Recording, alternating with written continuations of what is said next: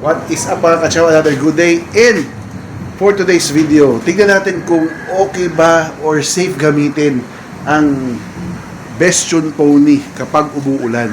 Nakita nyo naman, ayan, sobrang kulimlim at kumukulog-kulog pa. It's a Friday afternoon. Pupunta tayo sa Southwoods Mall. Tingnan natin ngayon. Kung naririnig nyo, kumukulog-kulog. At tingnan nyo, sobrang kulimlim. Makulimlim na kumukulog. Kaya samahan nyo ako. Let's go.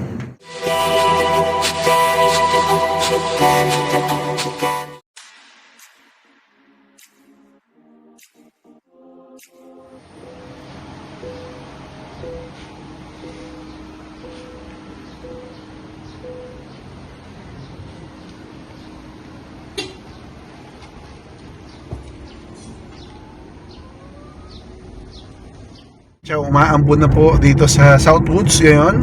Susunduin natin ang ating anak sa Southwoods Mall. Ayan, no? So ang tanong, okay lang bang gamitin yung Bestune Pony kapag umuulan? Ayan, umaambon na ito or siguro by konting baha. Ang sagot po ay yes, pwede po. Ang Bestune Pony po ay IP66 ang rating as per internet and Google. Ano po ba ang IP rating? Ito po ay yung nagre-rate ng sealed, kung gaano ka-sealed yung isang EV laban sa alikabok at sa tubig. Sige, tingnan natin kung mamaya kung lalakas pa tong ulan na to, no? At since pasok naman yung Bestune Pony sa standard, which is yung IP65 na rating, pwede siya. Ayan na, lumalakas na yung ulan. Basa na yung daan, mga kachaw. So, dito na tayo sa Southwoods. Malakas na ang ulan. Susunod natin ang ating daughter. Ayan, kita nyo, basang-basa na yung daan. Hindi ko alam kung ano nangyari. Biglang nagkaroon ng malalakas na kidlat at kulog.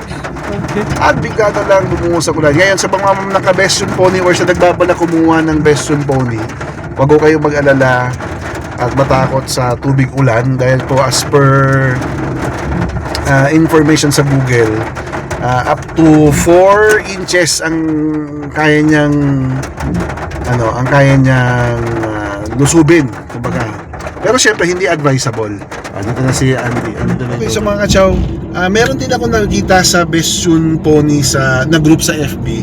Isang taon na yung pony niya, ginagamit niya umuulan, bumabaha. And ganun pa rin naman yung performance, hindi naman nasira or nagbago. So syempre since umulan, ika-car wash natin tong Bestune Pony para malinis siya lagi. And tingnan ko kung kaya kong sprayan yung ilalim. Wala kasi kaming pressure washer, masyadong malakas yung hose namin na pure water. Yun lang. So kayang-kaya ng Bestune Pony, ulan, mga 4 inches na baha, wag lang magsasubmerge more than 30 minutes at i-car wash. Katulad ngayon, umuulan, sinundo natin yung daughter ko. Safe naman, wala naman nangyaring short circuit or what that. Okay mga kachaw, kung nagustuhan nyo yung episode natin for today, don't forget to subscribe to my channel, click the notification bell, bigyan mo na rin ako ng thumbs up, at bisitahin mo na rin yung channel ko lalo na kung nagbabalak ang kumuha ng EV or ng Bestune Pony. So maraming salamat mga kachaw. Stay safe. Ciao.